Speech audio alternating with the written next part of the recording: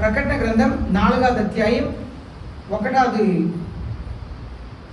ప్రకటన గ్రంథం 6వ అధ్యాయం 1-2 వచనములని మనం ధ్యానించబోతున్నాం. ఇక్కడ మనం చూస్తున్నాము ప్రకటన గ్రంథం 6వ అధ్యాయం 1వ వచనంలో ఇక్కడ ఇమిటేటింగ్ క్రైస్ట్ అనగా క్రీస్తు వలె తను తాను కనపరుచుకొని ప్రజల్ని మోసపరిచే ఒక వ్యక్తిని గురించి మనం చూస్తున్నాం. సాతానుడు తను తాను క్రీస్తు వలె కనపరుచుకుంటున్నాడు. ఆయన సాతానుని చూసి చాలామంది ఎలా మోసపరచబడుతున్నారు, ఎలా మోసపోతున్నారు అని చెప్పి జరగబోయే కాలంలో ఉంటున్న విషయంలో గురించి మనం ఇక్కడ చదువుతున్నాం. చూడండి, మనం 1 కొరింథీ పత్రిక 13వ అధ్యాయం 12వ వచనం మనం చదువుతున్నాము. 1 కొరింథీ పత్రిక 13వ అధ్యాయం 12వ వచనంలో చదువుతున్నాం. We now see in a mirror dimly. పౌలు అపోస్తలుడు ఇలాగూ ఈ విషయంలో చెప్తున్నారు. For now we see in a mirror dimly, but then face to face. Now I know in part, but then I will know fully, just as I also have been fully known. తెలుగులో కూడా చదువుదాం. ఇప్పుడు అద్దంలో చూచినట్లు సూచనగా చూచుచున్నాము, అప్పుడు ముఖాముఖిగా చూద్దాము. ఇప్పుడు కొంత మట్టుకే ఎరిగి ఉన్నాము. అప్పుడు నేను పూర్తిగా ఎరగబడిన ప్రకారముగా పూర్తిగా ఎరుగుదాము. మనకు ఇప్పుడు జరుగుతున్న కార్యములంతా కూడా పౌలు అపోస్తలుడు ఏం చెప్తున్నారంటే, ఇక్కడ ఈ ప్రవచన వచనములంతా కూడా మనకు పూర్తిగా అర్థం కాదు. ఇప్పుడు ప్రారంభ దిన క్రైస్తవులు కానీ, మనకు ముందున్న పెద్దలు కానీ, వాళ్ళందరూ కూడా వాళ్ళకు దేవుని వెలుగు, దేవుడు ప్రత్యక్షతను బట్టి వాక్యములను వివరించారు. కానీ మనం ఈనాడు ఏం చేస్తున్నామంటే, మన తండ్రుల భుజాల మీద ఎక్కి నుంచున్నాం. కుమారుల తండ్రుల భుజాల మీద ఎక్కి ఉన్నప్పుడు వాళ్ళకి ఇంకా దూరంగా కనిపించింది. అవునా? తండ్రి నిలబడి కనిపిస్తున్న దూరం కంటే తండ్రి భుజం మీద పిల్లలు ఎక్కి నిలబడినప్పుడు ఇంకా దూరం కనిపిస్తాయి. అలాగనే మనకు ఇంకా దేవుడు ప్రత్యక్షతనే విస్తారముగా మనకు చూపిస్తున్నారు. మనం అర్థం చేసుకుంటున్నదంతా కొంచెం మాత్రమే. కానీ అది ఎప్పుడైతే జరుగుతుందో అప్పుడు మనం ఇంకా క్లియర్గా మనం తెలుసుకుంటాము అని చెప్పి పౌలు అపోస్తలుడు చెప్తున్నారు. మనం ద్వితీయోపదేశ కాండం 29వ అధ్యాయం 29వ వచనంలో మనం చదువుతున్నాము. డ్యూటెరోనమీ ద్వితీయోపదేశ కాండం 29వ అధ్యాయం 29వ వచనంలో మనం చదువుతాం. రహస్యములు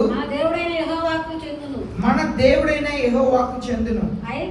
అయితే మనము ఈ ధర్మశాస్త్ర వాక్యములన్నిటిని అనుసరించి నడుచుకున్నట్లు బయలుపరచబడినవి ఎల్లప్పుడూ మనవియు మన సంతతి వారిని చెప్పును. చూడండి, ఇదంతా కూడా మర్మం అంతా కూడా దేవునిదే. దేవునికే మర్మములు అంతా కూడా అర్థమైంది. దేవునికి మర్మం అంతా. మనకు ఇవ్వబడింది ఏంటంటే విన్న వాక్యాన్ని పాటించటం, అలాగనే మన పిల్లలందరూ కూడా పాటించటం వరకు మాత్రమే మనకు ఇవ్వబడి ఉన్నది. కనుక మనం ఎక్కువగా ఇది ఏంటిని తెలుసుకోవాలని ఆశపడటం తప్పు. కొన్నిసారి మన జీవితంలో ఏమి తెలుసుకోకూడదు. అనగా నేను ఆత్మీయమైన సత్యములను చెప్తున్నాను. ఇశ్రాయేల్ ప్రజలు దేవుడు మందసంలో ఒకటి ఏర్పాటు చేశారు. ఆ మందసం అనేది ఒక పెట్టె.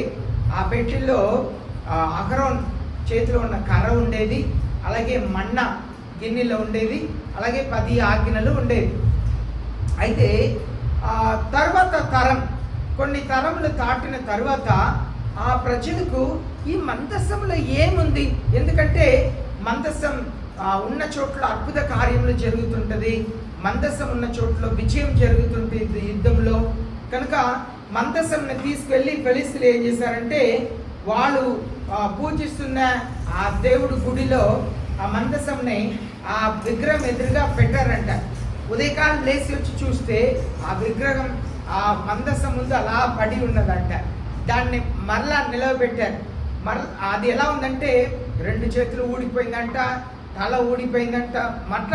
మరలా నిలబెడితే మచ్చా రోజు వచ్చి చూసినా అలాగే అలా తల తిరిగిపోయి కాలు చేతులు ఊడిపోయి ఉన్నాయంట.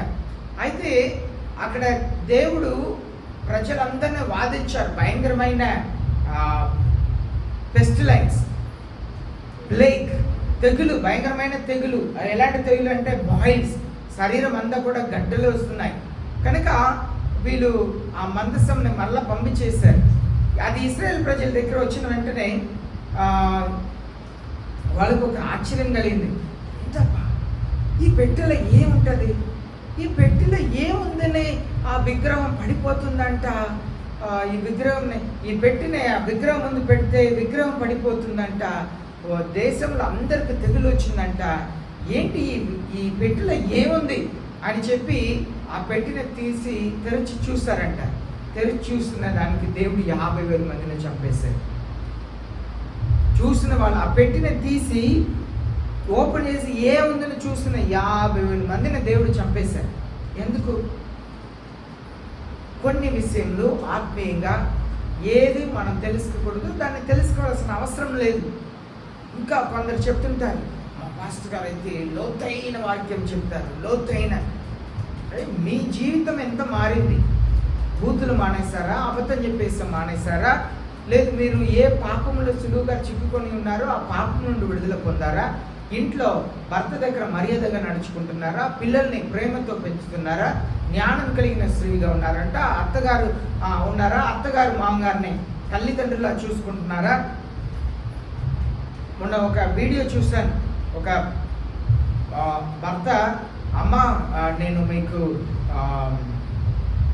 మలేసియాకి నేను ఫ్లైట్ బుక్ చేశాను, మీరు ఏం వరి అవ్వద్దు, నేను మలేసియా మీరు వెళ్ళిన తర్వాత అటు ఇటు తిరగటానికి అన్ని ఏర్పాటు చేశాను, మీకు హోటల్ బుక్ చేశాను, అన్నీ చెప్పుకొని వచ్చాను. నేను మీకు ఖర్చుకు కొంచెం డబ్బు కూడా పంపించానమ్మా, కనుక సంతోషంగా వెళ్ళిరండి అని చెప్పి ఫోన్లో చెప్పాను. అంతసేపు పక్కన కూర్చున్న భార్యకు బీపీ పెరిగిపోయి భర్తనే ఏ అనుకుంటున్నావు నువ్వు అని చెప్పి భయంకర కేకలేసి గొడవకు దిగితే భర్త మర్యాదగా ఫోన్ చేసి టికెట్ని క్యాన్సిల్ చేయి అనింది. భార్యతో పోరెందుకులే అని చెప్పి ఫోన్ తీసి, అమ్మ నేను బుక్ మీకు చేసిందంతా క్యాన్సిల్ చేస్తున్నాను, ఏ అనుకోవద్దు అని చెప్పి ఫోన్ పెట్టేశాడు. ఒక 2 నిమిషాల్లో మళ్ళీ కూతురు ఫోన్ వస్తుంది. ఫోన్ ఇస్తే ఎవరిని చూస్తే వాళ్ళ అమ్మ బాగున్నావా అని చెప్పి మాట్లాడితే, ఏమైందమ్మా ఇదేనా సమస్య, అల్లుడు నాకు మలేసియాకు నాకు డాడీకు మలేసియాకు టికెట్ బుక్ చేశారు, అన్ని ఏర్పాటు చేశారు, సడన్గా ఫోన్ చేసి క్యాన్సిల్ చేశాను అన్న వెంటనే భార్య, అమ్మ 1 నిమిషం తర్వాత చేస్తాను ఫోన్ చేసి భర్తను వచ్చి క్షమాపణ అడిగింది. అప్పుడు భర్త చెప్పాడు, నాకు అమ్మ నాన్న లేరున్న సంగతి కూడా నీకు మైండ్లో రాలేదు కదా, నా అమ్మ నాన్న చనిపోయి చాలా సంవత్సరాలు అయింది, నేను ఫోన్లో అమ్మ నాన్న చెప్పిన వెంటనే ఇంత గొడవకు దిగావే, నా అమ్మ నాన్న చనిపోయారన్న సంగతి కూడా నీకు గుర్తు లేకుండా నా మీద గొడవ వస్తున్నావంటే అత్తగారు మామగారు అంటే ఎంత కోపం అన్నాడు. అంటే ఇక్కడ మనం చూస్తున్న ఒక విషయం ఏంటంటే, మన జీవితంలో మనం లోతైన మర్మాలని నేర్చుకోవటం కాదు, సామాన్యమైన సత్యముల్ని, సామాన్యమైన విలువల్ని మన క్రైస్తవ జీవితంలో ఏ విషయంలో మనం నేర్చుకోవాల్సినది ఉన్నదో, ఏ విషయంలో మనల్ని మనం సరి చేసుకోవాల్సింది ఉన్నదో దాన్ని నేర్చుకుంటే చాలు. లోతైన సత్యంని తెలుసుకొని ఏం చేస్తాం? సాతానుడికి మనకంటే లోతైన సత్యాలన్నీ తెలుసున్నాయి. కనుక లోతైన మర్మాలు సత్యములు నేర్చుకోవటం కాదు. ఈరోజు నేను దేవుని సన్నిధిలో, దేవుని దగ్గర నా జీవితంని మార్చుకున్నట్టుకు, నేను బాగుపడుటకు, నేను ఒక మంచి వ్యక్తిగా మారుటకు నేను ఏ విషయం నేను నేర్చుకోబోతున్నాను. పరిశుద్ధాత్మ దేవుడు నాతో ఏం మాట్లాడబోతున్నారు, అది మన జీవితంలో చాలా ప్రాముఖ్యం. దానికే వాక్యంలో పౌలు చెప్తున్నారు, జరుగుతున్నవి కొన్ని అలా జరుగుతున్నాయి, మనకు కొంచెం మాత్రమే అర్థమైంది. మనం అద్దంలో పౌలు పోస్ట్ ఎందుకు వి సీ మిర్రర్ డిమ్లీ అని చెప్పి రాశారు. ఆనాడు అద్దం ఎలాంటి అద్దం పౌల్ గారు ఆనాడు ఎలాంటి అద్దం వాళ్ళు వాడేవారో మనకు తెలియదు, కానీ కొంచెం ఫేస్ని రిఫ్లెక్ట్ చేసేదే. కానీ ఈనాడు మనకున్న అద్దం చక్కగా ఉన్నట్లుగా చూపిస్తుంది కదా. అయితే పౌలు చెప్తున్నారు, జరుగుతున్నప్పుడే సత్యంలో అంతా కూడా పరిపూర్ణంగా అర్థమైంది అంటున్నారు. అలాగే మోసే ఈ మాటని చెప్తున్నారు, మర్మాలంతా దేవునిది కనుక మర్మములను తెలుసుకోవాలన్న అవసరత మనకు లేదు. కానీ మనం ఎలాగ జాగ్రత్త పడాలి, ఎలాంటి మంచి క్రైస్తవ జీవితం జీవించాలన్నదే చాలా ప్రాముఖ్యం. అదే సమయంలో పౌలు చెప్తున్నారు, 2 పేతురు 1వ అధ్యాయం 4వ వచనం చదువుదాం. 2 పేతురు పేతురు రాసిన 2వ పత్రిక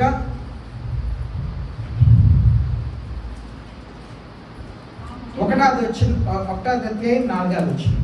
మన ప్రభువు యేసుక్రీస్తు తండ్రి అయిన దేవుడు స్తుతింపబడును గాక.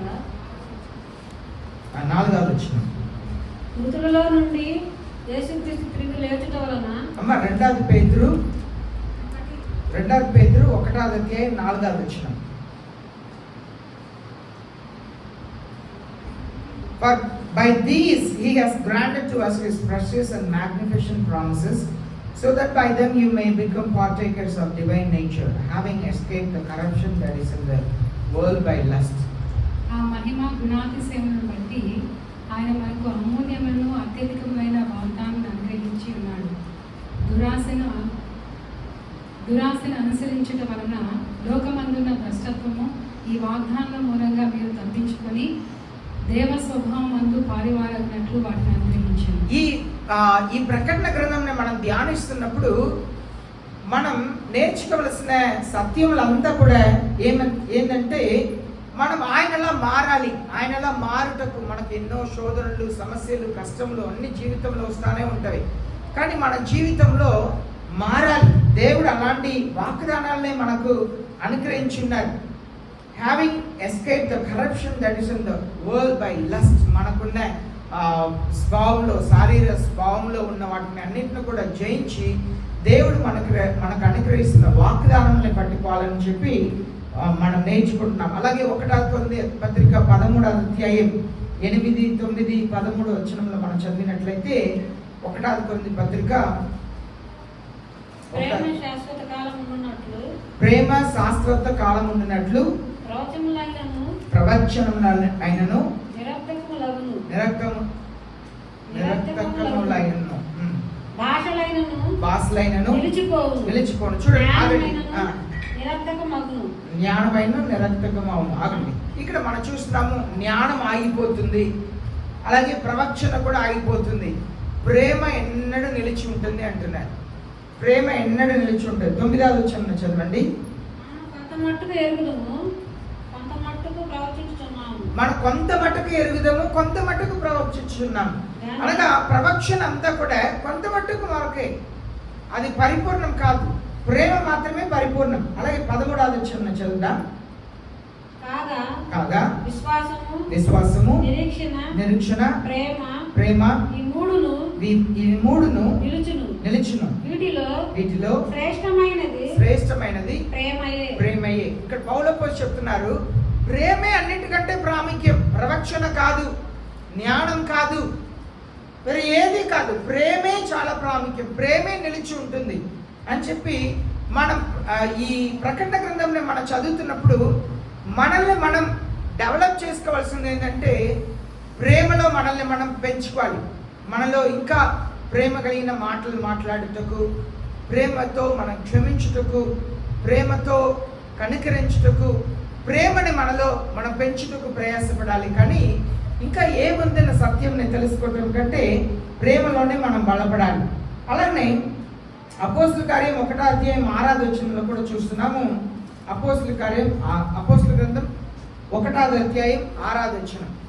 కాబట్టి వారు కూడి వచ్చినప్పుడు ప్రభువా ఈ కాలమునందు ఇశ్రాయేలునకు రాజ్యమును మరలా అనుగ్రహించుదవా అని ఆయన్ని అడగగా ఆయన కాలములను సమయములను తండ్రి తన స్వాధీనమందు ఉంచుకొని ఉన్నాడు. వాటిని తెలుసుకొనుట మీ పని కాదు. చూడండి, సమయమునందును కాలమునందును తెలుసుకొనుట మీ పని కాదు, అది తండ్రి స్వాధీనంలో ఉన్నది. కనుక ఎందుకు ఇంత వివరణ మీకు ఇస్తున్నానంటే, ప్రకటన గ్రంథంలో 1వ అధ్యాయం ఒక మెట్టు, 2వ అధ్యాయం 3వ అధ్యాయం ఒక మెట్టు, 4వ అధ్యాయం 5వ అధ్యాయం ఒక మెట్టు, 6వ అధ్యాయం నుండి ఇంకా పూర్తిగా ఫ్యూచర్లో జరగబోయే కార్యముల గురించి మనం చదవబోతున్నాం. కనుకనే మనం ప్రకటన గ్రంథం చదువుతున్నాం కనుక ఇంకా మర్మముల్ని లోతుగా తెలుసుకోవాలి అన్నట్టు కంటే మనం తెలుసుకోవలసినంతా కూడా దేవుని ప్రేమ, అది దేవుని రహస్యం మనం తెలుసుకోవాలని అవసరం లేదు. జరిగే కాలం వచ్చినప్పుడు మనం అర్థం చేసుకుంటాం. అలాగనే ప్రవక్షణ కంటే ప్రేమలో మనం ఎదగాలి. అలాగనే ఇప్పుడు చూసినట్లుగా అయితే అది ఎప్పుడు జరిగిద్ది, ఇదంతా మనకు అనవసరం, అదంతా దేవుని స్వాధీనంలో ఉన్నది. అలాగనే అపోస్తల కార్యం 1వ అధ్యాయం 7వ వచనం చదివినట్లయితే, కాలములను సమయములను తండ్రి తను స్వాధీనంలో ఉంచుకున్నారు. కాలం సమయం అంతా కూడా తను స్వాధీనంలో ఉంచుకున్నారు. కనుక మనం బాధపడనే అవసరం లేదు. ఎప్పుడు ఏం జరిగిద్ది దేవుడు చూసుకుంటారు. నేను ఏదైనా ఒక షాప్కి వెళ్ళాను, అక్కడ చాలా మాస్కులు ఉన్నాయి. ఏంటంటే నేను డిసెంబర్ వెళ్ళినప్పుడు కూడా అక్కడే అంతే మాస్కులు ఉన్నాయి, ఇప్పుడు వెళ్ళినా కూడా అంతే మాస్క్ అలాగే ఉన్నాయి. నేను చెప్పాను, ఇదంతా మళ్ళీ సేల్ అయింది, భయపడవద్దు, ఇంకా బాక్సులు మీరు మాస్కులు కొంటారన్నారు. వెంటనే ఎందుకు సార్ అన్నారు. నేను చెప్పాను, కరోనా కంటే భయంకరమైన ఒక తెగులు, కరోనా కంటే 20 రెట్లు భయంకరమైన తెగులు ఒకటి వస్తుంది. మన భారతదేశంలో మాత్రమే 9 కోట్ల మంది చనిపోతారని చెప్పి వరల్డ్ హెల్త్ ఆర్గనైజేషన్ అంచనా వేసి ఉన్నారు. కరోనా కంటే 20 రెట్లు భయంకరమైన తెగులు వస్తుంది అంటే అలాగా సార్, ఆయన సంతోషపడాలా బాధపడాలా అర్థం కాదా? అంటే మనకు దేవుడు కొన్ని విషయములు తెలియపరుస్తున్నారు, కానీ అది ఎప్పుడు జరిగింది అని చెప్పి దేవుడు అనేకమైన రీతిలో మనుషుల్ని హెచ్చరిస్తూ ఉన్నారు. పాస్టర్స్ ఎవరికి తెలియదు. పాస్టర్స్ అందరు కూడా వాక్యం చెప్తా ముందుకు వెళుతున్నారు. ప్రపంచంలోనే పెద్ద ధనవంతుడు అయిన బిల్ గేట్స్ అనబడిన వ్యక్తి ఇలాగ చెప్పారు, ఒక భయంకరమైన తెగులు వస్తుంది, ప్రపంచం అంతా వస్తుంది, చాలా మంది చనిపోతారు, దానికి వ్యాక్సిన్ కనిపెట్టడానికి అన్ని ప్రయత్నం చేయాలి అన్నారు. ఒక 5 సంవత్సరాల క్రితం చెప్పారు. అప్పుడు అందరు కూడా అది ఎలా సార్, మీరు ఎలా చెప్పగలుగుతున్నారు, దాని వెనక పెద్ద రహస్యం ఉందని చెప్పి చెప్తున్నారు. అదంతా పుట్టించింది బయోవార్ అంటున్నారు. అదే కరోనా. 5 సంవత్సరాల తర్వాత కరోనా వచ్చింది, ప్రపంచమే నిలిచిపోయింది. అయితే అప్పుడు చెప్పారు 27 కిలోమీటర్ ఓషన్ లేయర్ బెచ్చం పడితే ఆ ఓషన్ లేయర్ కొంచెంగా పూడ్చుకొని వచ్చిందంట. ఎందుకంటే పొగలు ఏమి లేకపోవటం వల్ల అలా బాగా అయి వచ్చిందంట. కనుక దేవుడు ఎవరో ఒకరి ద్వారా హెచ్చరిస్తూ ఉన్నారు. చూడండి, మనం బైబిల్ గ్రంథంలో చూస్తున్నాము, దేవుడు అహిప్తు దేశమునకు కరువు రాబోతుందని ఎవరికి బయలుపరిచారు? యోసేపు గారు. అహిప్తు దేశంలో కరువు రాబోతుందని ఎవరికి బయలుపరిచారు? ఫరోక్ బయలుపరిచారు. కనుక దేవుని పిల్లలకే రహస్యాలు బయలుపరచబడాలని అవసరం లేదు. సరేనా? దేవుని ప్రజలకే దేవుడు ఎవరి ద్వారా ఏం చెప్పాలనుకున్నారో దాన్ని చెప్తూ ఉంటారు. కనుక మనం దేవుని చేతిలో వదిలేసి మనం సిద్ధపడాలి. అలాగే మనం చదువుతున్నాము, దేవుడు మనకు ఇస్తున్న ఒక హెచ్చరిక ఏంటంటే, దీన్ని గురించి మనం ఆలోచన చేయని అవసరం లేదు. The necessity of receiving the power, not knowledge. మనకు జ్ఞానం అవసరం లేదు, శక్తి అవసరం. అదే అపోస్తల గ్రంథం 1వ అధ్యాయం 8వ వచనంలో మనం చదువుతున్నాం. పరిశుద్ధాత్మ మీ మీదకి వచ్చినప్పుడు మీరు శక్తి నందెదరు. మీరు శక్తి నందుతారు, అప్పుడు మీరు సాక్షిగా ఉంటారు అంటున్నారు. మనకు కావలసిన జ్ఞానం కాదు, ఈ ప్రకటన గ్రంథంలో ఏముంది? చాట్ వేస్తారు, చాలా మంది చాట్ వేసి చూపిస్తారు. ఈ జ్ఞానం కాదండి, మనకు కావలసింది శక్తి. దేనికి? సాక్షిగా ఉండటకు శక్తి. ఆ భయంకరమైన దుర్దినంలో దేవునికి సాక్షిగా ఉండటకు మనకు శక్తి కావాలి. ఇదంతా కూడా నేను ఇంట్రడక్షన్గా మీకు చెప్పి ఇప్పుడు 6వ అధ్యాయం 1వ వచనం చదువుతాం. Then I saw when the Lamb broke one of the 7 seals, and I heard one of the 4 living creatures saying as with the voice of thunder, Come. చదువుతాం. ఆ గొర్రె పిల్ల 7 ముద్రలలో మొదటి దాన్ని ఇప్పినప్పుడు నేను చూడగా ఆ 4 జీవులలో ఒకటి రమ్ము అని ఉరుము వంటి స్వరంతో చెప్పుట వింటిని. ఇప్పుడు మనం చూస్తున్నాము, సింహాసనం మీద గొర్రెపిల్ల ఉన్నారు, అనగా యేసయ్య ఉన్నారు. ఆ ముద్రని యేసయ్య విప్పుతున్నారు. ఈ ముద్ర అనగా దేవుని రహస్యముని దేవుడు మానవుడికి బయలుపరుస్తున్నారు. మన దేవుడు ఎలాంటి దేవుడు తెలుసా? లోకంలో ఎవ్వరికి అర్థం కాకపోయినా పర్లేదు, ఆయనకి ఇష్టమైన ఒక్క వ్యక్తికి అర్థమైందో చాలు. కొన్నిసారి ఆశ్చర్యంగా అనిపించింది, ఈయన ఎలాంటి దేవుడు అయ్యా అని అనిపించింది. చూడండి, దానియేలుకి చాలా రహస్యాలు బయలుపరిచారు, కానీ ఎవ్వరికి తెలియదు. ఈ యోహానుకు అన్ని రహస్యాలు బయలుపరిచి కొన్ని విషయం ముద్ర వేసేయి అన్నారు. యోహానుకు మాత్రం ముసలాయనండి, చాలా పెద్ద వయసు యోహానుకు. ఆయన్ని ఆ పద్మోస్ ద్వీపు నుండి విడుదల చేసిన తర్వాత ఆయన ప్రజల మధ్యలో ఉన్నప్పుడు 94 సంవత్సరాలంట. ఆయన మోసుకొచ్చి సంఘంలో ఆలయంలో కూర్చోబెడితే తన వాక్యం చెప్తారంట, మరలా మోసుకెళ్తారంట. ఆ వయసులో ఈ ఎన్నో వేల సంవత్సరాల తర్వాత జరగపోయిన సత్యం అంతా ఆ వృద్ధాప్యంలో ఉన్న ఆయనకి బయలుపరిచి అన్ని ముద్ర వేసేయి, అన్నీ చెప్పని అవసరం లేదని చెప్పారు. మన దేవుని కొన్ని విషయంలో మనం అర్థమే చేసుకోలేము. కొందరికి బయలుపరుస్తారు, కొందరికి అస్సలు అర్థం కాదు. చూడండి, దానికి మనం లూకా రాసిన 2వ అధ్యాయంలో చదువుతా ఉన్నాము. రాజులు, ప్రధాన యాజకులు అందరిని దాటుకొని వెళ్ళి ఎడారిలో ఉన్న బాప్తిసం ఇచ్చే యోహానుకు దేవుని ఆత్మ ప్రత్యక్షమైందంట. పట్టణంలో ఉన్నవారు అందరిని దాటుకొని, చదువుకున్న వాళ్ళు, గొప్ప సేవకులు అందరిని దాటుకొని మనలాంటి పల్లెటూరులో ఉన్న వ్యక్తికి దేవుడు కొన్ని సత్యాలను బయలుపరుస్తారు. మనకేమో వాక్యం చెప్పడానికి అవకాశమే ఉండదు, మనల్ని ఎవరు వాక్యం చెప్పడానికి పిలవరు. ఇలా దేవుడు కొన్నిసార్లు కొన్ని కార్యములు విచిత్రంగా చేస్తుంటారు. పల్లెటూరులో ఎక్కడో ఉన్న వ్యక్తికి బయలుపరిచే తన సత్యంని పట్టణంలో ఉన్న వారికి బయలుపరచు. టీవీలోను వేలు లక్షలు వాక్యంని ఎవరు వాక్యం వింటారో వాళ్ళకు బయలుపరచని సత్యంని ఎక్కడో పల్లెటూరులో ఉన్న ఒక సేవకునికి దేవుడు భయంకరమైన సత్యం బయలుపరుస్తుంటారు. నిజం, నమ్మబుద్ధి కాదు చెప్తే. మన దేవుడు అలాంటి దేవుడే. ఆ సత్యంని ఆయనకి ఇష్టమైన వారికి బయలుపరిచి, నీకు నా మనసు తెలిస్తే చాలు, నా మనసుని నీతో నేను పంచుకున్నాను చాలు, అందరు తెలుసుకోవాలని అక్కర్లేదు అంటారు. ఇక్కడ 1వ వచనంలో చూస్తున్నాము, ఆ గొర్రెపిల్ల దేవుడు ఈ లోకంని గురించి నిర్ణయించుకున్న సత్యం. ఇప్పుడు ఆదికాండంలో మనం చూస్తున్నాము, ఆదాము అవన్నీ దేవుడు చేశారు. ఒక తోటని చేశారు, భూమిని చేశారు, అన్ని చేశారు. వాళ్ళు ఆ చెట్టు ఫలంని తింటారన్న సత్యం కూడా ఎవరికి తెలుసు? దేవునికి తెలుసు. ఎప్పుడు తెలుసు? ముందే తెలుసు. ముందే అంటే ఎప్పుడు? జగత్తి పునాది వేయక ముందే తెలుసు. నేను అన్ని చేస్తే అక్కడ ఆడమోగ వాళ్ళని ఇద్దరిని పెడితే వాళ్ళు నాకు అవిధేయత చూపించి ఫలంని తింటారు. నేను రోజు వెళ్ళి వాళ్ళతో మాట్లాడినా కూడా ఒకే ఒకసారి వచ్చి మాట్లాడే ఆ దుష్టుడు మాటను విని ఫలంని తినేస్తారు. అన్నీ ఆయనకి తెలుసు. అదే దేవుని రహస్యం అనేది, అదే దేవుని రహస్యం. కానీ దేవుడు సమయం వచ్చే వరకు మౌనంగానే ఉంటారు. అన్నీ ఆయనకి తెలుసు. ముద్ర తీయబడటం అంటే దేవుడు ఆ రహస్యంను ఒకటిగా యోహానుకు చెప్తున్నారు. ఇక్కడ మనం ఒక దేవుని సింహాసనం చుట్టూ ఏముందని చూసాము? 4 జీవులు ఉందని చూసాం. ఒక జీవి బలమైన శబ్దముతో రమ్ము అని చెప్పి పిలుస్తున్నదంట. అది ఎవరిని పిలుస్తుందంటే యేసయ్యనే పిలుస్తుంది అని చెప్పి కొందరు దేవుని సేవకులు చెప్తున్నారు. యేసయ్యని రండి మీరు త్వరగా, ఎందుకు రావాలి అని చెప్పి 2వ వచనంలో మనం చదువుతున్నాం.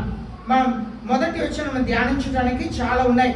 రోమీలకు రాసిన 8వ అధ్యాయం 19 నుండి 22 వరకు మనం చదివితే, రోమీలకు రాసిన 8వ అధ్యాయం 19 నుండి 22వ వచనం వరకు మనం చదువుదాం. Roman chapter 8. కాబట్టి సహోదరులారా శరీరానుసారముగా ప్రవర్తించుటకు మనము శరీరమునకు రుణస్థులము కాము. మీరు శరీరానుసారముగా ప్రవర్తించిన ఎడల చావలసిన వారే ఉందురు. కానీ ఆత్మచేత శారీరక క్రియలను తప్పిన ఎడల జీవించుదురు. దేవుని ఆత్మచేత ఎందరు నడిపింపబడుదురో వారందరూ దేవుని కుమారులై ఉందురు. 19వ వచనం నుండి 22వ వచనం వరకు. దేవుని కుమారుల రోమిలికి రాసిన 8వ అధ్యాయం 8వ అధ్యాయం 19 నుండి 22వ వచనం వరకు. దేవుని కుమారుల ప్రత్యక్షత కొరకు సృష్టి మిగుల ఆశతో తేరి చూచుచు కనిపెట్టుచున్నది. ఏలయనగా సృష్టి నాశనమునకు లోతైన దాస్యములో విడిపింపబడి దేవుని పిల్లలు పొందబో మహిమగల స్వాతంత్ర్యం పొందుతును నిరీక్షణ గలదై స్వేచ్ఛగా కాక దాని లోపరిచిన వారి మూలముగా వ్యర్థపరచబడెను. సృష్టి యావత్తు ఇదివరకు ఏకగ్రీవముగా మూలుగుచు ప్రసవ వేదన పడుచున్నదని ఎరుగుదును. అంతేకాదు ఆత్మ యొక్క ప్రథమ ఫలములను నొందిన మనము కూడా దత్తపుత్రత్వము కొరకు అనగా మన దేహం యొక్క విమోచన కొరకు కనిపెట్టుచు. చూడండి, మనం అందరూ కూడా దేవుని రాకడ కొరకు వేచి ఉన్నాం. 19వ వచనంలో for the anxious longing the creation weights eagerly for revealing of the Sons of God. దేవుడు ఎప్పుడు వస్తారని చెప్పి ప్రారంభం నుండి వేచి ఉన్నారంట. దానికే యేసయ్య శిష్యులను చూసి చెప్తున్నారు, మీ కళ్ళు ఏమి చూస్తున్నదో, మీ చెవి ఏమి వింటుందో అదంతా వినాలి, చూడాలని ప్రవక్తలు ఎంతో ఆశపడ్డారు. కానీ మీరు ధన్యులు. ప్రవక్తలు ఆశపడిన దాన్ని మీ కళ్ళు చూస్తున్నాయి, ప్రవక్తలు వినాలని ఆశపడిన దాన్ని మీ చెవులు వింటున్నాయి అని చెప్పి యేసయ్య చెప్తారు. అనగా ప్రవక్తలు అందరూ కూడా యేసయ్య రాకడ కొరకు ఎంతో ఆశపడ్డారు. కానీ అసలు ఆశే పడని ఏమి తెలియని వరకు యేసయ్య తను తాను ప్రత్యక్షపరుచుకొని వాళ్ళకు దేవుని వాక్యం బోధించారు.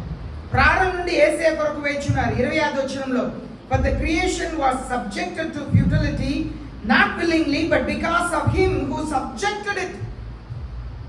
చూడండి, అన్ని కూడా సాతానుడు బంధించబడి ఉన్నదంట. That the creation itself also will be set free from its slavery to corruption and to freedom of the glory of the children of God. దేవుని పిల్లలందరూ కూడా దేవుని మహిమ వాళ్ళ మీద వచ్చినప్పుడు విడుదల కొరకు వేచి ఉన్నారు. దానికి రోమిలు రాసిన 4వ అధ్యాయం 16వ వచనం మనం చదువుతున్నాము. we are not under the law but under the grace. మనం పాపంలో లోనవుటకు మనం కృప చేత విడిపించబడి ఉన్నాము. మనం న్యాయ ప్రమాణం చేత మనం బంధించబడలేదని మనం చదువుతున్నాం. అలాగే 22వ వచనం for we know that the whole creation groans and suffers the pain from childbirth together until now. ప్రారంభం నుండి అందరు కూడా బాధలో నొప్పిలో బాధపడతా ఉన్నారు. యేసయ్య వచ్చినప్పుడు ఈ బాధ ఉండదు. ఇప్పుడు యేసయ్య ఈ లోకంని 1000 సంవత్సరాలు పరిపాలన చేయబోతున్నారు. సాతానుడు ఈ లోకంని 7 సంవత్సరాలు పరిపాలన చేస్తాడు. ఆ 7 సంవత్సరాల పరిపాలన తర్వాత దేవుడు ఈ లోకంని 1000 సంవత్సరాలు పరిపాలిస్తాడు. దేవుడు ఈ లోకంని 1000 సంవత్సరాలు పరిపాలిస్తున్నప్పుడు స్త్రీలు పిల్లల్ని ఎలా కంటున్నారు? చాలా నొప్పితో కంటున్నారు కదా. యేసయ్య పరిపాలనలో ఆ నొప్పి ఉండదు. ఎందుకంటే ఆ నొప్పి ఎక్కడి నుండి వచ్చిందంటే, ఎప్పుడైతే సాతానుడికి లోబడి వాళ్ళు దేవునికి అవిధేయత చూపించారో అప్పుడు దేవుడు ఆ నొప్పిని స్త్రీని చూసి అవ్వని చూసి నువ్వు నొప్పితో బిడ్డల్ని కంటావు అన్నారు. ఇదంతా కూడా ఎప్పుడు యేసయ్య ఆయన సంఘంని ఎత్తుకొని వెళుతున్నారో, ఈ లోకంని పరిపాలించబోతున్నారో, ఆ నొప్పి అంతా కూడా అందరితో ఆగిపోతాయి. అప్పుడు ఉన్న ప్రజలు పిల్లల్ని కంటే వాళ్ళు నొప్పి లేకుండా పిల్లల్ని కంటారు. ఇది ఒక దైవికమైన మర్మం. దాన్నే పౌలు అపోస్తలుడు చెప్తున్నారు. అన్ని మనం వేచి ఉన్న బాధలు నొప్పిలంతా కూడా యేసే వచ్చినప్పుడు మంచి జీవితం జీవించుటకు మనకు గొప్ప అవకాశం ఉన్నది. దానికే ఆ దేవదూత చెప్తున్నారు, ఆ జీవి చెప్తుంది, రండి మీ కొరకే మేమందరం వేచి ఉన్నాం. ఇప్పుడు 2వ వచనం చదువుదాం.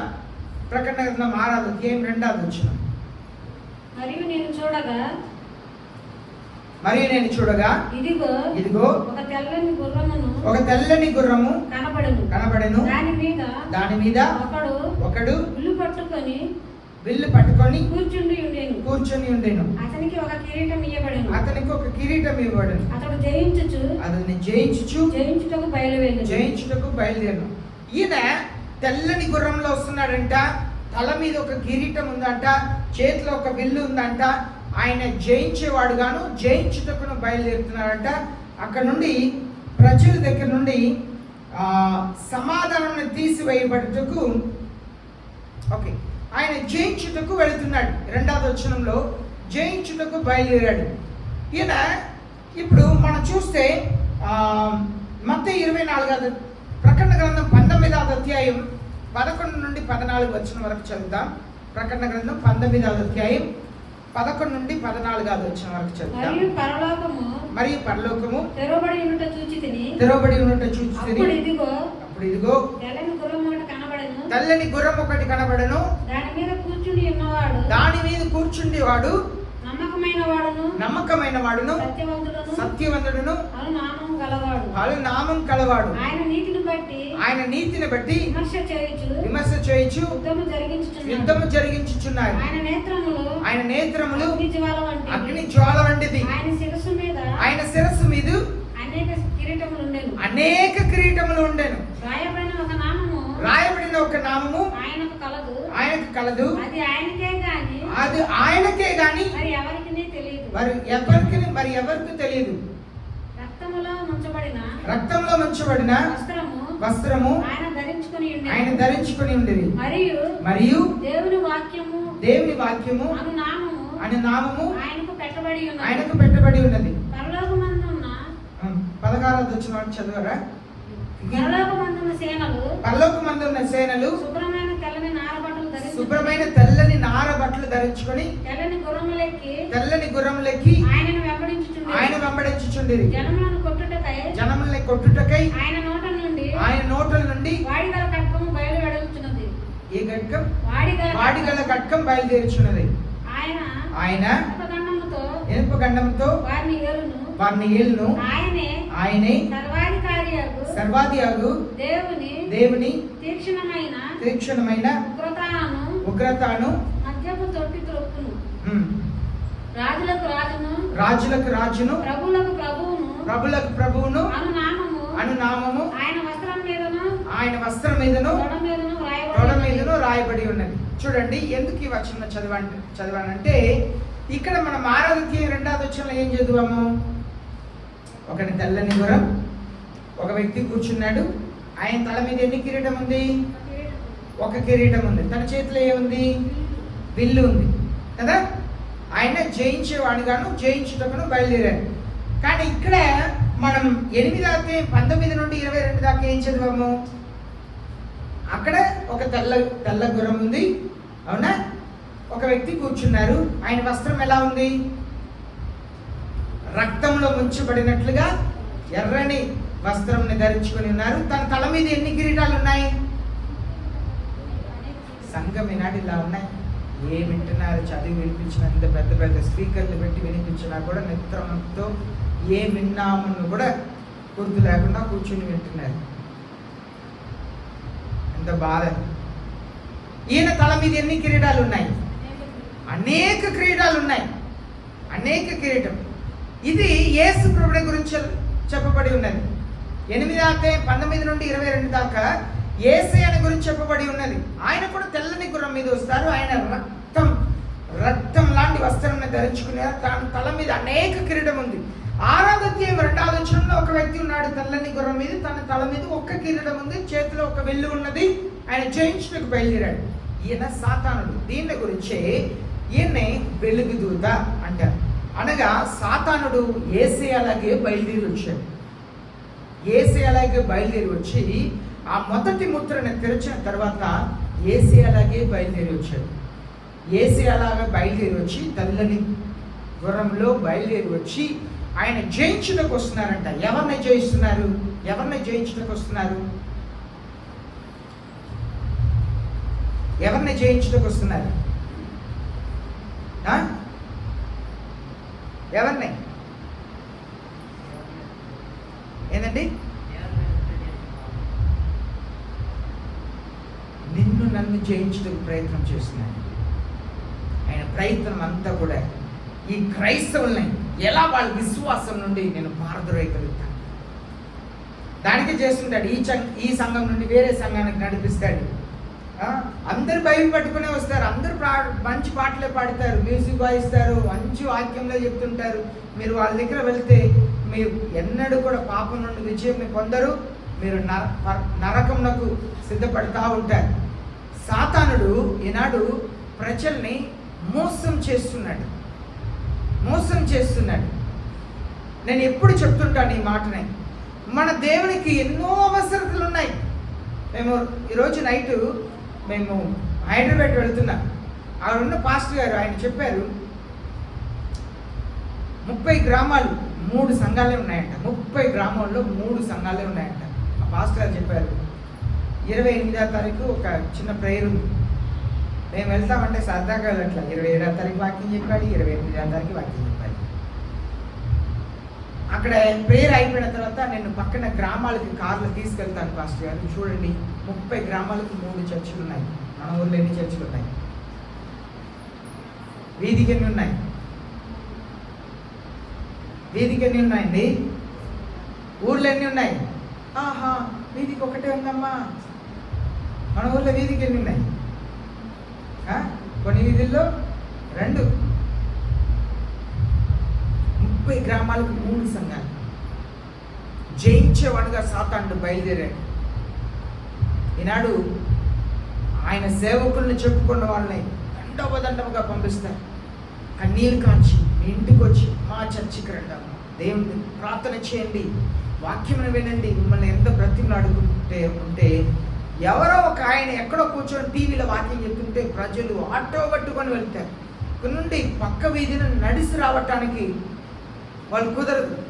కానీ ఆటోలు, కార్లు, బైకులు ఎన్నెన్నో కిలోమీటర్లు దాటుకొని వెళ్ళి గుంపులో వెళ్ళి కూర్చుంటారు. మా అన్న చచ్చిపోతారండి.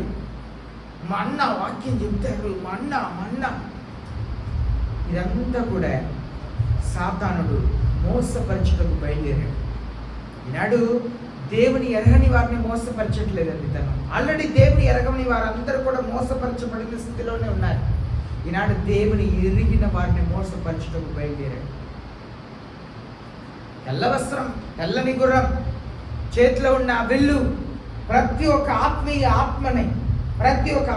ఆత్మని ఇలా ఒక యాక్సిడెంట్ జరిగింది, 2వ యాక్సిడెంట్ జరిగింది, 3వ యాక్సిడెంట్ జరిగింది. ఏమంటారు? నువ్వు దేవుని బిడ్డ అయితే నీకెందుకు పదే జరుగుతుంది అంటారు. దేవుడు నీకు తోడుంటే ఎందుకే అలా జరుగుతుంది అంటారు. లేదు మీరు అప్పు సమస్య వస్తూ ఉండి మిమ్మల్ని ఏమంటారు బంధువులు, స్నేహితులు? చర్చికి వెళ్తున్నావు, ఏం జరిగింది నీకు? సాతానుడు అసలు వేస్తాడు చూడండి. ఆయన చేతిలో ఉన్న విల్లుని తీసి గుండె మీద అలా వేస్తాడు. వెంటనే అవును కదా, నేను ఎంతో కాల చర్చికి వెళ్తున్నాను, నాకు దేవుడు ఏం చేశాడు? ఆయన బయలుదేరి మోసపరచడానికి బయలుదేరాడు. ఈ అంత్య దినంలో, చివరి దినంలో మనం చేయవలసిన అంతా కూడా యోహాను సువార్త 19వ అధ్యాయం 11వ వచనం మనం చూస్తున్నాము. ఈ సాతానుడుకు జయించుటకు అధికారం ఎవరిచ్చారో చదువుతాం చూడండి. యోహాను సువార్త 19వ అధ్యాయం 11వ వచనం చదువుతాం. ఎవరి అధికారం ఇచ్చారు? అందుకు యేసు పైనుండి నీకు ఇవ్వబడి ఉంటేనే తప్ప నా మీద నీకు ఏ అధికారం ఉండదు. పైనుండి నా పరలోకపు తండ్రి నీకు అధికారం ఇవ్వకపోతే నా మీద నీకు ఏ అధికారం ఉండదు. ఈ లోకంలో మనుషులు అందరూ కలిగిన అధికారం పైనుండి ఇవ్వబడింది. భార్య మీద భర్తకు అధికారం దేవుని దగ్గర నుండి ఇవ్వబడింది. పిల్లలకు తల్లికి ఇచ్చిన అధికారం దేవుని నుండి ఇవ్వబడింది. అలాగే భర్త మీద భార్యకి అధికారం దేవుని నుండి ఇవ్వబడింది. పిల్లలకు తల్లిదండ్రుల మీద అధికారం దేవుని దగ్గర నుండి ఇవ్వబడి ఉంది. ఈ అధికారం అంతా కూడా ఈనాడు పిల్లలు చిన్నగా ఉన్నప్పుడు డాడీ చెప్పేదంతా వింటారు. వాళ్ళమ్మ చిన్నప్పటి నుండి నా బిడ్డకి ఇది వేస్తే బాగుంటుంది, ఈ బట్టలు తీసుకుంటే బాగుంటుంది, కొట్లు వెళ్ళి చూసి అందంగా ఉంటుంది వేసుకొని వాళ్ళు 18 వయసు వచ్చిన తర్వాత ఇది నీకు చాలా బాగుంటుంది, నాకు నచ్చలా అంటారు. ఎందుకు? వాళ్ళు ఇంకా కొన్ని సంవత్సరాల తర్వాత ఎదిగిన తర్వాత అమ్మ బాగాలేదా, సరే పలానా హాస్పిటల్ వెళ్తాం, బాగా చూస్తారు, వాళ్ళు నిర్ణయం తీస్తారు. అధికారం అనేది ఈనాడు పిల్లలు చిన్నగా ఉన్నప్పుడు తల్లిదండ్రులకు అధికారం. నేను ఒకసారి ఈ మాట చెప్పాను. మన దగ్గర పెద్దవాళ్ళు ఉన్నారు, సరోజినమ్మ గారు ఉన్నారు. ఈనాడు సరోజినమ్మ గారికి బాగలేదు, ఎక్కడైనా తీసుకెళ్లాలంటే ఎవరు నిర్ణయిస్తారు? కొడుకు. పిల్లలకు తల్లిదండ్రుల మీద కూడా అధికారం అది దేవుడు ఇచ్చేదే. వాళ్ళకి ఒక వయసు వచ్చిన తర్వాత అధికారం వాళ్ళ చేతికి వెళ్ళిపోతుంది. వాళ్ళు ఏ నిర్ణయం తీసుకొని ఎక్కడ వెళ్ళలేరు, పిల్లలు చేస్తేనే. అలాగే భార్యకు భర్త మీద అధికారం ఉన్నది. పిల్లలకు తల్లిదండ్రుల మీద అధికారం, భార్యకు భర్త మీద అధికారం, భర్తకు భార్య మీద అధికారం, పిల్లల మీద అధికారం, ఒకరి మీద. ఇది అధికారం అంతా దేవుని చేత ఇవ్వబడింది. ఏ అధికారమైనా సరే మన దేశాన్ని పరిపాలించడానికి మనం ప్రార్థన చేస్తున్నాం, మాకు మంచి నాయకుల్ని ఇవ్వండి, దేవుని చేతిలోనే ఉంది. దేవుడు అనుమతించకపోతే ఎవరు కూడా దేంట్లో ఉండలేరు. దేవుని చేతిలోనే అధికారం అంతా కూడా ఉన్నది. కనుక ఈ జయించే వాళ్ళకి అధికారం ఎవరిచ్చారు? దేవుడు అధికారం ఇచ్చారు. ఈనాడు ఒకే ఊర్లో వచ్చి ఒక 20 మంది వచ్చి సేవ చేయడానికి అధికారాన్ని ఆ సాతానుడికి ఎవరిచ్చారు? దేవుడే ఇచ్చారు. ఎందుకు? ఇక్కడ ఉన్న ప్రజల్ని దేవుడు శోధిస్తున్నారు. బలమైన సంఘములో బలముగా నేను క్రీస్తు కొరకు నిలబడాలి, పరలోక రాజ్యం చేరాలి. నేను నమ్మే సత్యం, నాకు తెలిసిన నా దేవుడు, ఆయనకు ఎన్నో అవసరతలు ఉన్నాయి. ఆయన అవసరం ఉన్న చోట్లోనే ఆయనకు సేవకులు కావాలి, కానీ అవసరం లేని చోట్ల ఆయనకు సేవకులు అవసరం లేదు. అవసరం ఉన్న చోట్లోనే ఒక అధికారిని అపాయింట్ చేస్తారు, కానీ అవసరం లేని చోట్ల అధికారిని అపాయింట్ చేయరు. గుంటూరుకు ఒక కలెక్టర్ ఉన్నారంటే ఇంకా ఒక కలెక్టర్ని తీసుకొచ్చి పెడతారా? గుంటూరుని ఏమంటారు, 1 టౌన్ 2 టౌన్ అంటారు. 1 టౌన్ ఒక కలెక్టర్, 2 టౌన్ ఒక కలెక్టర్ని పెడతారా అండి? కానీ ఎలా చెప్తున్నారు? నన్నే దేవుడు ఈ ఊరినే చూపించారు, ఈ వీధినే చూపించారని. ఇదంతా వెలుగుదూత చేస్తున్నది. అలాగే 1 యోహాను 2వ అధ్యాయం 18వ వచనం చదువుదాం. 1 యోహాను 2వ అధ్యాయం 18వ వచనం. 1 యోహాను 2వ అధ్యాయం 18. చిన్న పిల్లలారా, ఇది కడవరి గడియ, క్రీస్తు విరోధి వచ్చునని వింటిరి కదా. ఇప్పుడును అనేకులైన క్రీస్తు విరోధులు బయలుదేరి ఉన్నారు. ఈ కడవరి గడియ అని ఎందుచేత తెలుసుకొని ఉన్నాం? మనకు జరుగుతున్నాం అన్ని చూసినప్పుడు మన కడవరి దినంలో ఉన్నామని చెప్పి తెలుసుకుంటున్నాం. అవును,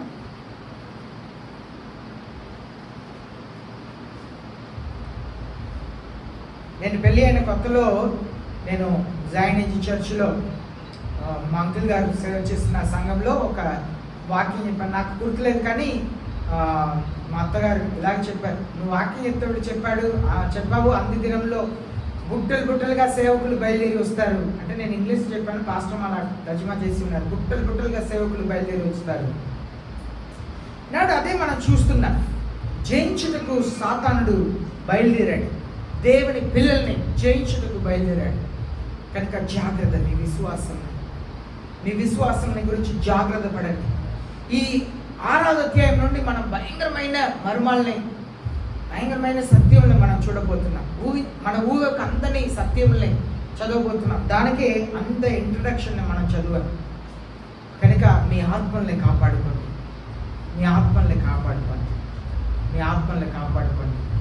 మీకు కావలసింది వ్యక్తిగత వాక్య ధ్యానం, వ్యక్తిగత ప్రార్థన జీవితం, మంచి సంఘములో సహవాసం. మీరు వ్యక్తిగతంగా వాక్యంను చదవాలి, మీ ఇంట్లో చదవాలి, వ్యక్తిగతంగా వాక్యంను చదవాలి. మీరు వ్యక్తిగతంగా మోకరించి ప్రార్థన చేయాలి. చాలా ప్రాముఖ్యం. తర్వాత సంఘంలో సహవాసం చాలా ప్రాముఖ్యం. కొందరు ఉన్నారు మన చర్చిలో కూడా విజిటింగ్ బిలీవర్స్ అంటే వాళ్ళు వస్తారు, ప్రార్థన అయిన వెంటనే వెళ్ళిపోతారు, దేంట్లో పాల్పొందరు, చర్చి ఊడవరు, వంట చేయడానికి రారు, తమ వంతు దేనికి ఇవ్వరు. వీరందరూ విజిటింగ్ బిలీవర్స్ అనగా అలా వచ్చి వెళ్ళేవారు. సంఘం ఒక కుటుంబం. ఇక్కడ జరుగుతున్నది ఒక సర్వీస్ కాదు. చాలామంది రాస్తారు సండే సర్వీస్ అంటారు. నా వాక్యంలో అన్నిట్లో నేను ఎక్కడ వాక్యం చెప్తున్నాను, ఏ విషయమే వాక్యం, ఏ సందర్భంలో వాక్యం చెప్తున్నాను, ఏ తారీఖు వాక్యం చెప్తున్నాను అన్నీ ఉంటుంది. నేను రాసిన టైటిల్ కింద అన్నీ ఉంటుంది. దాంట్లో ఏమని ఉంటుంది అంటే సండే ఫెలోషిప్. ఇది సండే సర్వీస్ కాదు.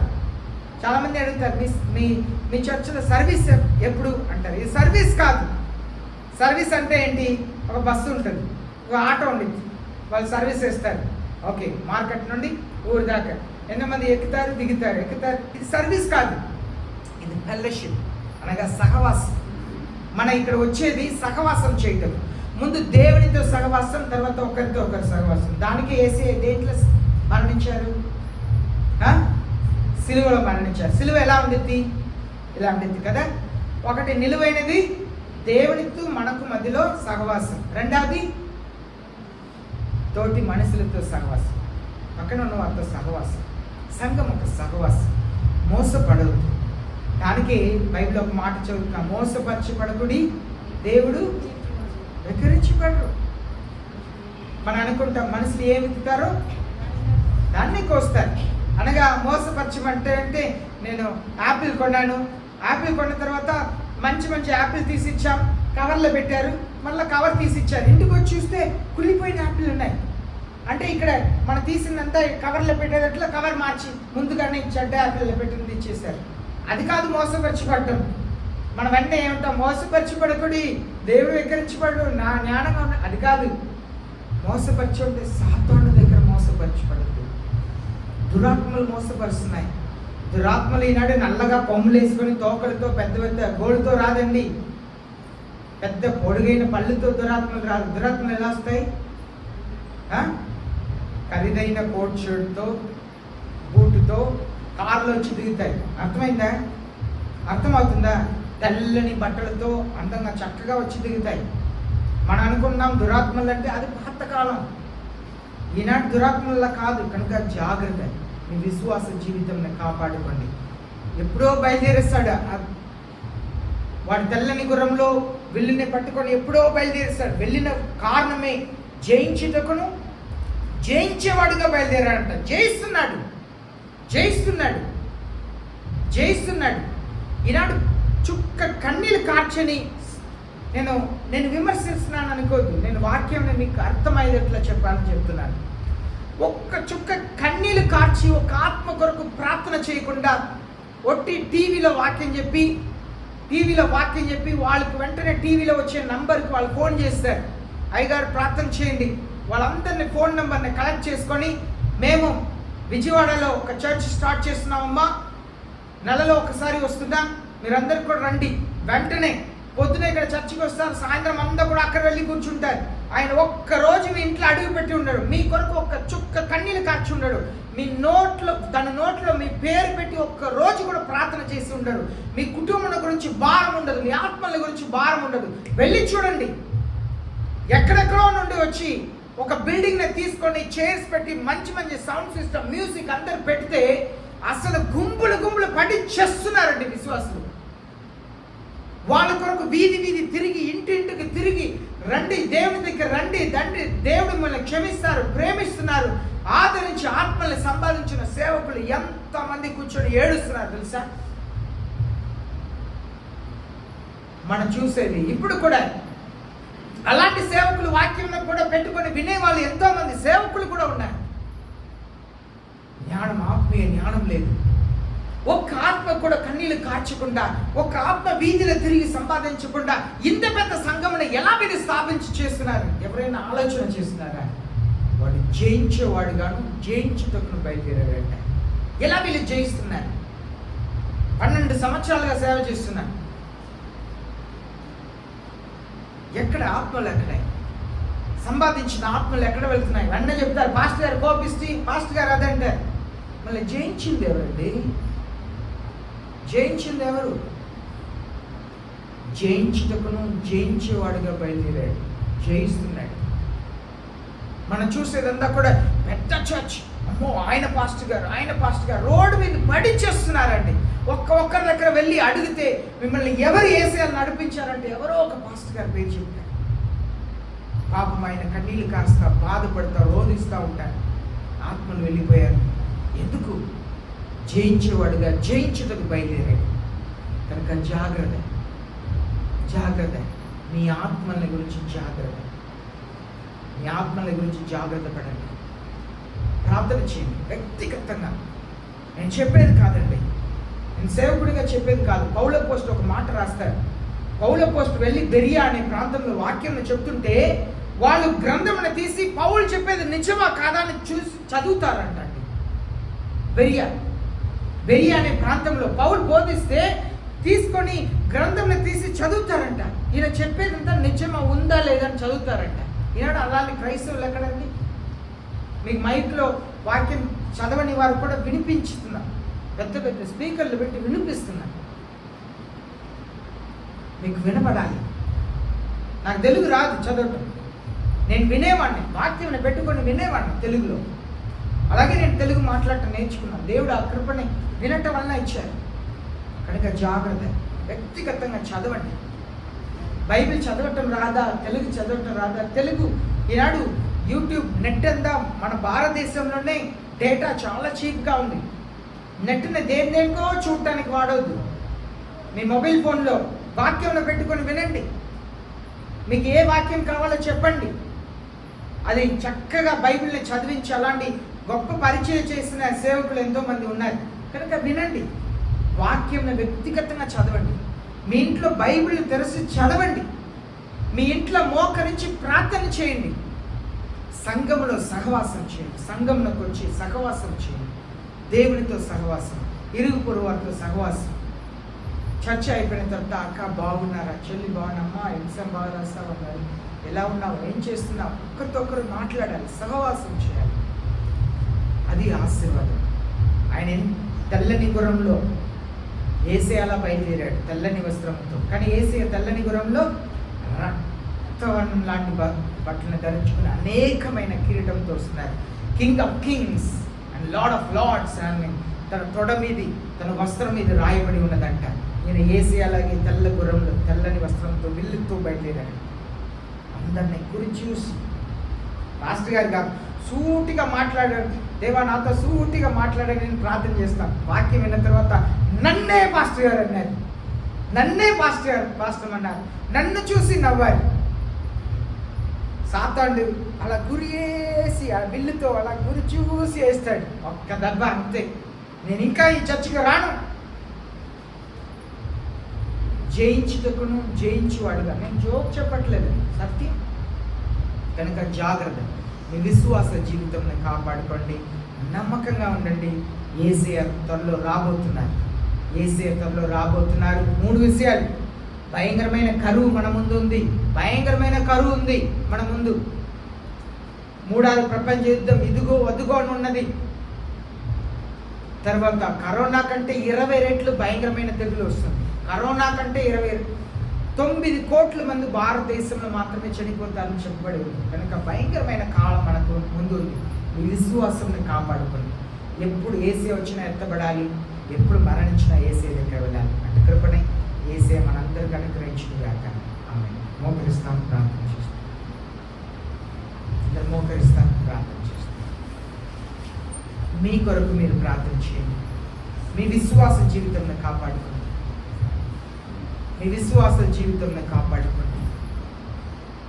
యేసయ్య నేను నమ్మకమైన వాడుగా ఉండాలి, మీ భయం కలిగిన వ్యక్తిగా ఉండాలి. అయ్యా నేను వ్యక్తిగతంగా వాక్యం చదువుటకు సహాయం చేయండి. టీవీలో వాక్యం పెట్టుకుంటే సరిపోదండి. ఈనాడు అదే చెప్తున్నాను, చాలా మంది సాతానుడు పంపించే వాళ్ళు ఉన్నారు. ఈనాడు దేవుని సేవకులు యథార్థమైన వాళ్ళు ఒక్క వాక్యం కూడా టీవీలో చెప్పడానికి డబ్బు లేని వాళ్ళు సేవకులు ఎంతో మంది ఉన్నారు. టీవీలో చెప్పే వాళ్ళందరూ దేవుడు పంపించిన వాళ్ళని మోసపోవద్దు. మీ జీవితంని కాపాడుకోండి. వాక్యంని చదవండి. అయ్యగారు నేను టీవీలో వాక్యం పెట్టి వింటా ఉంటాను. ఎప్పుడు టీవీలో వాక్యం కాదు, బైబిల్లో తీసి చదవాలి. యూట్యూబ్లో కానీ అలా బైబిల్ని అధ్యాయంని పెట్టుకొని వినాలి, వాక్యంని వినాలి. ఇంట్లో మోకరించి ప్రార్థన చేయాలి. లేకపోతే సాతానుడు విల్లుతో బయలుదేరాడు, గురి చేసి గుంటనే కొడతాడు. జాగ్రత్త జాగ్రత్త. మీ ఆత్మీయ జీవితం జాగ్రత్త. మీరు ప్రార్థన చేయకపోతే మోసపరచబడతారు, మోసపోతారు. వాక్యం చదవాలి, ప్రార్థన చేయాలి. పిల్లలైనా పెద్దలైనా ఖచ్చితంగా వాక్యం చదివి ప్రార్థన చేయాలి. అది రెండు చేయకపోతే మోసపరచబడతారు. జాగ్రత్త. మహాప్రేమ కలిగిన మా పరలోకపు తండ్రి, మాకు మర్మాలు ఉద్దేశయ్య, మిమ్మల్ని ప్రేమించే హృదయం ఇవ్వండి. మాకు మర్మాలు ఉద్దేశయ్య, అలా ప్రేమించే హృదయం దయచేయండి. మిమ్మల్ని మాత్రం హృదయపూర్వకంగా ప్రేమించడానికి సహాయం చేయండి. మీ కృప కలిగిన హస్తం మిమ్మల్ని సమర్పిస్తున్నాము తండ్రి. మీరు మాకు కావాలి, మాకు మీ ఆశీర్వాదం కావాలి. మా సంఘమునై మోసపరచబడకుండా మీరు కాపాడండి. వ్యక్తిగతంగా ఇంట్లో వాక్యం చదివి ప్రార్థన చేయటకు సహాయం చేయండి. మీకు ఏ కృతజ్ఞతలు వందనాలు తెలియపరుస్తున్నాం. మీ నామం హెచ్చిస్తున్నాం, మహిమపరుస్తున్నాం. పిల్లలందరినీ కూడా దీవించమని, మేము ఒకరినొకరు ప్రేమించుటకు ప్రేమ కలిగిన ఆత్మని మాకు దయచేయమని యేసు నామములో ప్రార్థిస్తున్నాం. తండ్రి ఆమేన్.